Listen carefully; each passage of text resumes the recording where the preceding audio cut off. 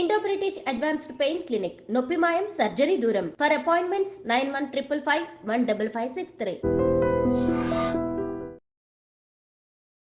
Hi hello నమస్తే welcome back to iDream media. ఈరోజు మనతో ఉన్నారు సర్టిఫైడ్ ఫైనాన్షియల్ ప్లానర్ అయిన మాధవిరెడ్డి గారు. సో 2025 న్యూ ఇయర్ రాబోతుంది కాబట్టి ఫైనాన్షియల్గా మనం ఎలాంటి డెసిషన్స్ తీసుకోవాల్సి ఉంటుంది, ఫైనాన్షియల్గా ఎలాంటి గోల్స్ పెట్టుకోవాల్సి ఉంటుంది, ఇవి పెట్టుకున్నట్లయితే లైఫ్లో మన లైఫ్ ఎంత ప్రొడక్టివ్గా ఉంటుంది తెలుసుకుందాం ఈరోజు ఎపిసోడ్లో. Hi ma'am. హలో అండి. జనరల్గా న్యూ ఇయర్ అనగానే నెక్స్ట్ దానికి తోకలాగా ఒక పదం ఉంటుంది ma'am, resolution. New year resolution ఏంటి, కొత్తగా నువ్వు ఎలాంటి చేంజ్ నీ లైఫ్లో తీసుకురాకపోతున్నావు. ఫైనాన్షియల్గా ప్రతి ఒక్కరూ వాళ్ళ లైఫ్లో తీసుకురావాల్సిన చేంజెస్ గురించి చెప్తారు. డెఫినెట్లీ. అంటే ఫస్ట్ స్టార్ట్ చేసిందంటే మా దగ్గర కూడా చాలా మంది క్లయింట్స్ వస్తే అక్కడ ఏంటంటే బడ్జెట్ అనేది ఏమీ వేసుకోరండి. ఒక బడ్జెట్ ఉండదు.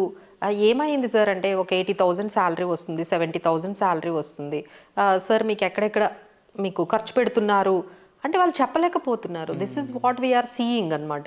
Why don't you start making a budget అంటే మీరు ఎక్కడెక్కడ ఖర్చు పెడుతున్నారో అవన్నీ కూడా ఇప్పుడు చాలా యాప్స్ వచ్చాయి, మీకు మొబైల్లో చాలా ఇప్పుడు ఫెసిలిటీస్ వచ్చాయి. సో మీరు ఇప్పుడు అంతా కూడా మనం ఆన్లైన్లోనే పేమెంట్ చేస్తున్నాము. So everything will be there, right? So ఎంత టైం పడుతుంది మీకు? చాలా తక్కువ టైం పడుతుంది. సో ఒకసారి కూర్చొని మీరు ఎవ్రీ వీక్ కానీ ఎవ్రీ డే కానీ మీరు స్పెండ్ చేసింది, ఈరోజు ఎంత స్పెండ్ చేసాం, మనకి ఎంత ఇన్కమ్ వచ్చింది, ఫైనల్గా మనము సర్ప్లస్లో ఉన్నామా డెఫిషిట్లో ఉన్నామా ఆ విషయం కూడా తెలియట్లేదండి ఎవరికి. సో అన్నెసరీ కొంతమంది ఏంటంటే ఎక్స్పెండిచర్ చేసేయడము, మనీ వస్తుంది కదా అని ఎక్స్పెండిచర్ చేసేయడము, తర్వాత ఏమి సేవింగ్స్ చేయకపోవడము. సో స్టార్టింగ్ మనం ఏదైనా రెజల్యూషన్ అనుకుంటే బడ్జెట్ ప్రిపరేషన్ అనే దాంతో స్టార్ట్ చేయాలి. మనం ఒకసారి కూర్చోవాలి, మనకి ఎంత ఇన్కమ్ వస్తుంది, అది ఎక్కడెక్కడ ఖర్చు పెడుతున్నాం. ఖర్చు పెట్టడం తప్పు కాదండి, ఇక్కడ ఖర్చు ఎక్కడ పెడుతున్నావు మీకు తెలియకపోవడం తప్పు. మీకే తెలియదు. నేను అడుగుతూ ఉంటా, సార్ ఎక్కడ అయింది సార్, ఇంకా మీరు 30,000-40,000 చెప్తారు, ఇంకో 20,000 చెప్పరు. ఏమైంది సార్ 20,000 అంటే, ఏమో మేడం నేను నోట్ చేసుకోలేదు, ఎక్కడికి వెళ్తుందో నాకే అర్థం కావట్లేదు. సో ముందు ఇందులో నుండి బయటికి రావాలండి. మనం ఖర్చు పెడుతున్న ప్రతి దానికి అక్కడ ఒక నోట్ అనేది పెట్టుకొని, ఓకే ఇది తర్వాత నెక్స్ట్ నిజంగా మనం ఈ ఖర్చు పెట్టిందంతా ఏమైనా పనికొచ్చింది, ఏమైనా ఎంతవరకు మనము ప్రొడక్టివ్గా మనం ఖర్చు పెడుతున్నాం, ఇందులో ఎంత వేస్టేజ్ అవుతుంది అనేది మీకు తెలియాలి అంటే అసలు ముందు ప్రిపరేషన్ ఉండాలి కదా. సో ఈ రోజు నుంచి మీరు ఏం చేస్తారంటే ప్రతిదీ ఒక బడ్జెట్, మనకు వచ్చిన ఇన్కమ్, మనకు వచ్చిన ఎక్స్పెండిచర్ టాలీ అవ్వాలి. ఇప్పుడు ఏంటంటే ఇక్కడ ఎక్కడ టాలీ అవ్వదు వాళ్ళకి. ఒక 30,000-40,000 ఏమైందో కూడా వాళ్ళకే తెలియదు. అలాంటి సిచ్యువేషన్లో అందరూ ఉన్నారు. So that we can correct it. And second one ఏంటంటే సేవ్ అనేది కొంచెం ఇంక్రీజ్ చేస్తూ ఉండాలండి. సేవింగ్స్ అనేది ఇప్పుడు మీరు చూస్తున్నారు కదా. So lot of uncertainties. Me personal లైఫే చాలా అన్సర్టైన్గా ఉంటుంది. మీ పర్సనల్ లైఫ్లోనే ఏమవుతుందో తెలియదు. నెక్స్ట్ మీ ప్రొఫెషనల్ లైఫ్ ఇంకా అన్సర్టైన్గా ఉంది. సో ఈ రోజు ఇలా ఉంది ఈ ప్రొఫెషన్, నెక్స్ట్ ఇంకెక్కడ చేంజెస్ వెళ్తున్నాము, ఎక్కడికి వెళ్తున్నాము. So these are all making us to save more. మీకు వస్తున్నప్పుడే ఇన్కమ్ని మనం ఎంత ఎక్కువగా సేవ్ చేసుకుంటే, మనం ఇన్వెస్ట్మెంట్స్ అవన్నీ కూడా స్టార్ట్ చేసుకుంటే దట్ విల్ బికమ్, మీకు ఇలాంటి సిచ్యువేషన్స్, అన్సర్టైన్ సిచ్యువేషన్స్ వచ్చేటప్పుడు మీకు ఆ అమౌంట్ అనేది ఉపయోగపడుతుంది. So when you or break, మీరు ఒక 2-3 months ఆఫీస్ నుంచో లేకపోతే మీ ఇన్కమ్ అనేది ఆగిపోయింది, ఎట్లా సర్వైవ్ అవుతారు? అంటే సర్వైవ్ అంటే ఇప్పుడు జనాలందరికీ ఎట్లా అలవాటు అయిపోయిందంటే credit card. Is a credit card is a survival? No, it is not. అదేం చేస్తుందంటే మిమ్మల్ని కంప్లీట్గా ఒక డెట్ ట్రాప్లోకి తీసుకెళ్ళిపోతుంది. అన్సర్టనిటీస్ అనేది ప్రతి లైఫ్లో వస్తాయండి. మాకు రావు అనుకోవడం చాలా wrong. Any one's life the things will come. కొన్ని అన్సర్టనిటీస్ అంటే హెల్త్ కండిషన్స్ మీకు బాగోకపోవచ్చు, ఫ్యామిలీలో ఏదైనా ఈవెంట్స్, బ్యాడ్ ఇన్సిడెంట్స్ జరగవచ్చు, మీ కెరియర్లో బ్రేక్ రావచ్చు, లేదు ఒక 2 months శాలరీ రాకపోవచ్చు, చిన్నవైనా జరుగుతాయి కదా. So all these things might happen. But మనం ఎంత ప్రిపేర్డ్గా ఉన్నాము, so are we prepared for these kind of uncertainties. So అలా మనం ఆలోచించుకుంటే definitely we have to create some emergency ఫండ్ని. ఒక 2 months, ఒక 3 months మీ ఎక్స్పెన్సెస్ ఎంత అవుతాయో దాన్ని ఎక్కడైనా పెట్టి మర్చిపోండి. So that you can utilise for the emergencies ఏదైనా. లేదు అంటే ఏం చేస్తున్నారు, అందరూ కూడా క్రెడిట్ కార్డ్ యూజ్ చేస్తున్నారు. సో ఆ క్రెడిట్ కార్డ్ మీద ఇంకా ఆ క్రెడిట్ కార్డ్ తర్వాత ఇంకా యాప్స్కి కూడా వెళ్ళిపోతున్నారండి. ఇప్పుడు వచ్చిన మా క్లయింట్స్ అందరూ ఏంటంటే యాప్స్లోకి వెళ్ళిపోయి అక్కడి నుంచి కూడా, అదైతే హయ్యర్ ఇంట్రెస్ట్ కదా. Credit card almost 36%. అంటే మీరు 1,00,000కి 3,000 ఇంట్రెస్టే కడుతున్నారు. చాలామంది ఏమనుకుంటున్నారంటే క్రెడిట్ కార్డులో ఈఎంఐ కడితే ప్రిన్సిపల్ కూడా కట్ అవుతుంది. అక్కడ ప్రిన్సిపల్ మీరు ఏం కట్టట్లేదండి, ఓన్లీ వాళ్ళు ఇంట్రెస్టే తీసుకుంటున్నారు మీ దగ్గర. మినిమం అంటే ఏంటి, మీ ఓన్లీ ఇంట్రెస్ట్ 3000 4000 తీసుకుంటారు, మీ ప్రిన్సిపల్ అలానే ఉంటుంది. మళ్ళీ మీరు యాడ్ చేశారంటే అది ఇంకా బర్డన్గా అయిపోతుంది. So again you are converting into personal లోన్గా దాన్ని కన్వర్ట్ చేసి ఇలా అంతా మెస్ చేసేస్తున్నారు. సో ఈ మెస్ అనేది ఎక్కడి నుండి స్టార్ట్ అవుతుంది మీ లైఫ్లో? ఒక్క ఇన్సిడెంట్ని మీరు హ్యాండిల్ చేయలేక ఇక మిస్టేక్ బై మిస్టేక్ చేసుకుంటూ అలా అంటే అన్రిజాల్వ్డ్ సిచ్యువేషన్లోకి వెళ్ళిపోతున్నారనమాట. సో ఈ సిచ్యువేషన్ అనేది ప్రతి ఒక్కరికి లైఫ్లో చాలా కామన్ అండి. అప్స్ అండ్ డౌన్స్ వస్తూ ఉంటాయి. సో దానికంటూ మనం ఎంత ప్రిపేర్డ్గా ఉన్నామో ఆ అన్సర్టనిటీస్ వాటికి అనేది మనం ఒకటి ఆలోచించుకోవాలి. That is the second resolutions what we need to take is, మీకు ఎంత వీలైతే అంత సేవింగ్స్ అనేది చేయడం and well prepared for these kind of uncertainties. తర్వాత చాలామంది ఏమనుకుంటారంటే హెల్త్ ఇన్సూరెన్స్ ఆర్గనైజేషన్ది తీసుకుంటారు. అది చాలు, మా ఆర్గనైజేషన్లో 2 లక్షలు ఇస్తున్నారు, 3 లక్షలు ఇస్తున్నారు, అది చాలు అనుకుంటున్నారు. బట్ మీరు ఆర్గనైజేషన్లో ఒకసారి బ్రేక్ తీసుకున్నప్పుడు ఏదైనా జరిగితే who will responsible for that? So ఇలాంటప్పుడు మనం ఓన్లీ ఆర్గనైజేషన్ మీదే మొత్తం మనం అంతా వదిలేయకుండా మీరు కూడా మీ ఫైనాన్సెస్ని కంట్రోల్ చేసుకుంటూ మనకంటూ ఒక పర్సనల్ హెల్త్ ఇన్సూరెన్స్ ఉందా లేదా, కనీసం ఒక 5 lakhs అండి మినిమం అయినా తీసుకోండి. పోనీ ఎక్కువ తీసుకోకపోతే మీకు ఎంత వీలైతే అంత తీసుకుంటే ఏమవుతుందంటే ఈ 50,000 60,000 ఏదైతే మీ హెల్త్ ఇష్యూస్ వల్ల మీకు ఖర్చు అయిందో అవన్నీ కూడా వాళ్ళు కవర్ చేస్తారు. So nowadays it becomes very expensive కాబట్టి సో అది కూడా మీరు ఆలోచించాలి. సో నెక్స్ట్ వన్ ఏంటంటే ఇన్వెస్ట్మెంట్స్. సో ఎవరికైనా ఇన్వెస్ట్మెంట్స్ పెట్టి రిటర్న్స్ క్యాలిక్యులేట్ చేసుకుని ఆ రిటర్న్స్ ఎక్కువగా తీసుకొని మళ్ళీ వాళ్ళ గోల్స్ని రీచ్ అవ్వాలని, that is everyone's dream. మనకు కొన్ని డ్రీమ్స్ ఉంటాయి. సో అవి ఫుల్ఫిల్ చేసుకోవాలి అంటే we have to do certain savings and investments. అంటే మన దగ్గర చాలామంది ఏంటంటే సేవింగ్స్ దగ్గరే ఆగిపోతున్నారు. First you need to understand, is there any difference between savings and investments? Yes, there is a difference. Savings అంటే ఏంటంటే మామూలుగా మీరు సర్ప్లస్ అంటే మీకు వచ్చిన ఒక 1 lakhలో 50,000 ఖర్చు పెట్టి 50,000 పెట్టేస్తే దాన్ని సేవింగ్స్ అంటారు. మళ్ళీ ఆ 50,000 1 lakh అయ్యేటట్టు ఎట్లా చేయాలి? So that is what is investments comes with a risk అండి. సేవింగ్స్లో రిస్క్ ఉండదు, అంతే ఈ రెండింటికి డిఫరెన్స్. సేవింగ్స్లో రిస్క్ ఉండదు, ఇన్వెస్ట్మెంట్లో రిస్క్ ఉంటుంది. ఇక్కడ ఎప్పుడైతే రిస్క్ ఉంటుందో మీకు రిటర్న్ కూడా హయ్యర్ రిటర్న్ వస్తుంది. So anywhere what we are suggesting, ఇప్పుడున్న మన సిచ్యువేషన్కి మీకు ఎక్కడ ఇన్వెస్ట్మెంట్ పెట్టినా ఒక్కసారి ఆలోచించండి, 12 to 15% అయితే రావాలండి.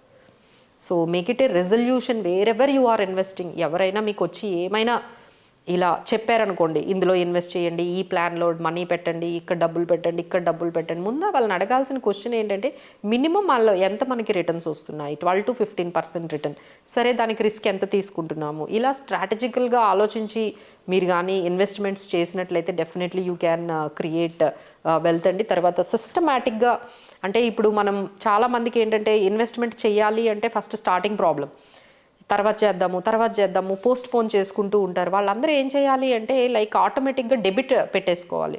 సో దీనివల్ల ఏమవుతుంది అంటే మనకి ఆటోమేటిక్గా డెబిట్ అయిపోతుంది అనుకోండి. మీ శాలరీ రాగానే 5th మనము ఆటో డెబిట్ పెట్టుకున్నాం అనుకోండి, అందులో 10,000 వెళ్ళి సేవింగ్స్లోకి వెళ్ళిపోతుంది.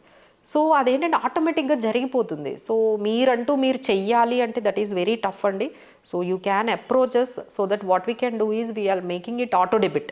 మీ శాలరీ పడగానే 20,000 సేవింగ్స్ అనేవి వెళ్ళిపోతుంది. సో సేవింగ్స్ పర్సంటేజ్ మినిమం 20 ఉండాలండి. 20% సేవింగ్ నిజంగా మనం చేస్తున్నామా లేదా, అది మినిమం. 30% చేస్తే ఇంకా వెల్ అండ్ గుడ్. సో ఎంత పర్సంటేజ్ సేవింగ్స్ చేస్తున్నాము అనేది ఒక్కసారి మీరే ఆలోచించుకోండి. 20 to 30% సేవింగ్స్ అనేవి చేయండి, ఆటో డెబిట్ పెట్టేసుకోండి. సో మీ శాలరీ రాగానే, ఎందుకంటే ఎండ్ ఆఫ్ ది ఎక్స్పెన్సెస్ తర్వాత మీరు సేవింగ్ చేయాలంటే ఎవరి దగ్గర ఉండవు, దట్స్ ఇంపాసిబుల్. ఎందుకంటే మన ఎక్స్పెండిచర్ అనేది ఇట్ ఈజ్ అన్లిమిటెడ్, ఎంతైనా మీరు స్పెండ్ చేసుకోవచ్చు, వచ్చిన శాలరీ కూడా మీకు సరిపోకపోవచ్చు. So it's not about the income you are earning, it is about how much you are saving matters. మీకు 25,000 శాలరీ వచ్చినా సేవ్ చేయొచ్చు, 1 lakh శాలరీ వచ్చిన వాళ్ళు కూడా ఏమి చేయలేకపోవచ్చు. సో వాళ్ళకి 1 lakh వస్తుంది కానీ వీళ్ళు ఏం చెయ్యరు. ఈ 25,000 వచ్చిన వాళ్ళు 2,000 కూడా చేస్తారు. సో ఇట్స్ ఆల్ అబౌట్, అందరూ ఏమంటారంటే మేడం మా ఇన్కమ్లు ఏమున్నాయి, తక్కువ ఇన్కమ్లు కదా, మేము ఏం చేయగలము. It is not about the income అంటే అసలు మీ ఇన్కమ్ని ఎంతో మర్చిపోండి, అందులో ఎంతో కొంత చేసాము. సేవింగ్స్ అనేది, ఇన్వెస్ట్మెంట్స్ అనేది ఇంపార్టెంట్. దానికి మనం ఏంటంటే ఎస్ఐపీస్ ద్వారా ఆటో డెబిట్ పెట్టేసుకుంటే it will be a sorted out solution అనేది మీకు అయిపోతుందండి. ఇంకా నెక్స్ట్ అయితే ఈ 2020 లాస్ట్ 3 years నుంచి మన ఎక్స్పెక్టేషన్స్ చాలా హై అయ్యాయి రిటర్న్స్. అంటే 20-30% రిటర్న్స్. బట్ ఈ 2025లో మీరు కొంచెం మోడరేట్ చేసుకోవాలి. అంత రిటర్న్స్ అయితే మేము ఎక్స్పెక్ట్ చేయట్లేదు 2025లో. ఈక్విటీలో మీరు కానీ ఇన్వెస్ట్ చేస్తున్నట్లయితే మీకు అంత ఎక్స్పెక్టేషన్స్ అయితే సరిపోవండి, ఎందుకంటే this year it will get moderate. మీరు అనుకున్న 20-30% లాస్ట్ 3 ఇయర్స్లో వచ్చినట్టయితే ఈ ఇయర్లో అయితే మీకు రావు. అండ్ ఈ ఇయర్ అయితే ఇంకొంచెం 2024 వెరీ మచ్ వాలటైల్. 2025 ఏంటంటే వాలటిలిటీ అనేది తక్కువ ఉన్నా బట్ రిటర్న్స్ అనేవి తక్కువ అవుతాయండి. So these are all the things. ఇంకా నెక్స్ట్ ఏంటంటే మనం కొంచెం గోల్డ్ వీటిల్లో కూడా అసెట్ ఎలొకేషన్ చేసుకుంటూ, గోల్డ్లో కొంత పెట్టుకుంటూ, ఈక్విటీలో మేనేజ్ చేసుకుంటూ, డెట్లో కూడా కొంత ఇన్వెస్ట్మెంట్స్, ఇలా అసెట్ ఎలొకేషన్ అనేది చేసుకుంటే ఇలాంటివి ఎన్ని షాక్స్ వచ్చినా మీ పోర్ట్ఫోలియో అనేది చాలా ప్రొటెక్టెడ్గా ఉంటుందండి. Asset allocation is the key and diversification is the best way. తీసుకొని వెళ్ళి, అంటే చాలామంది ఉంటారు ఏంటంటే 50,000 తీసుకొని వెళ్ళి ఒక 10 రూపీస్ స్టాక్ కొనేస్తూ ఉంటారు. మనకు ఒక 5,000 స్టాక్ వస్తుంది కదా అని మొత్తం తీసుకొని వెళ్ళి ఒకటే కంపెనీలో 1 lakh రూపీ తీసుకొని వెళ్ళడం, ఒకే కంపెనీలో పెట్టడము, ఆ చిన్న చిన్న స్టాక్స్ తీసుకోవడం, వీటి నుంచి కొంచెం డేంజర్ అండి. ఇవి కొంచెం అన్లిస్టెడ్ షేర్స్, ఈ చిన్న చిన్న స్మాల్ క్యాప్స్ డైరెక్ట్గా స్టాక్స్ కొనడం అనేది. So we have very much other solutions like మనకి స్మాల్ క్యాప్స్ ఇవన్నీ కూడా మ్యూచువల్ ఫండ్స్లో ఉన్నాయి. సో అందులో మీకు కావాలి అనుకుంటే స్మాల్ క్యాప్ ఫండ్స్ తీసేసుకోండి instead of taking the small cap stocks directly. So these are all the things what we can do. అంటే ఇప్పుడు 2023 ఇయర్ ఆఫ్ మనీ అన్నాం మేము. బాగా సంపాదించారండి 2023లో. ఎవరు ఎక్కడ ఇన్వెస్ట్ చేసినా బాగా వచ్చింది.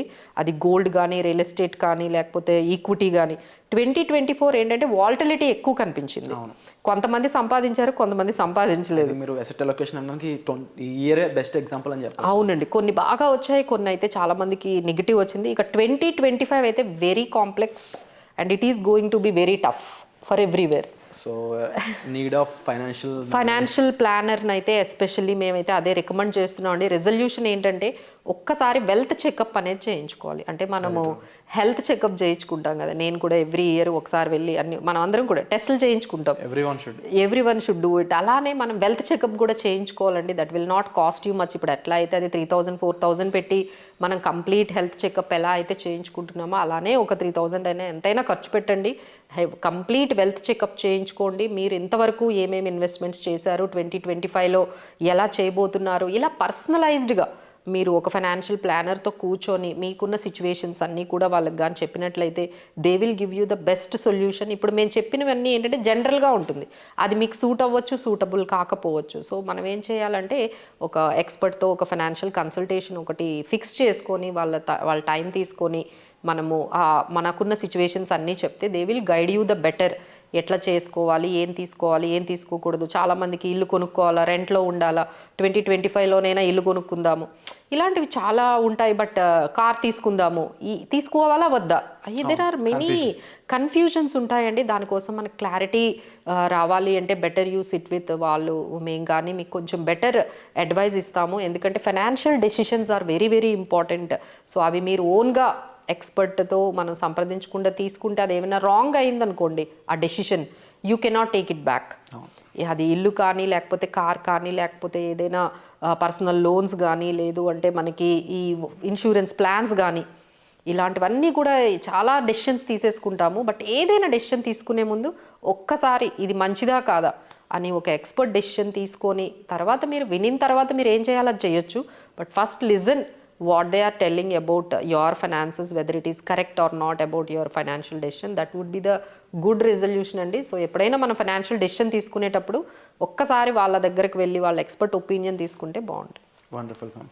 సో పూర్తి వివరాలు అనేవి మ్యామ్ చెప్పడం జరిగింది ఈ ఎపిసోడ్లో. ముఖ్యంగా ఫైనాన్షియల్ చెకప్ అనేది చాలా ఇంపార్టెంట్ అండి. ఎందుకంటే దాన్ని బట్టి మనం ఎటువంటి సిచ్యువేషన్లో ఉన్నామో, ఎటువంటి సిచ్యువేషన్లో ఉండాల్సి ఉంటుంది, మన గోల్స్ ఏంటి, అవి మీట్ అవ్వగలమా అవ్వలేమా, అవ్వాలంటే ఏం చేయాలి, ఇలా ఒక హోల్ సినారియో మీద మనకు ఒక గ్రిప్ అనేది వస్తుంది. దాన్ని బట్టి మనకి క్లియర్ ఫైనాన్షియల్ వ్యూ అనేది ఏర్పడడం జరుగుతుంది. సో దానికోసం మీరు డిస్ప్లే అవుతున్న నెంబర్స్ కాల్ చేసి ఇమీడియట్గా ఈ వెల్త్ చెకప్ కోసం మీరు అపాయింట్మెంట్ అనేది బుక్ చేసుకోవచ్చు. సో వచ్చే ఎపిసోడ్లో మళ్ళీ కలుద్దాం. Thank you so much ma'am. Thank you.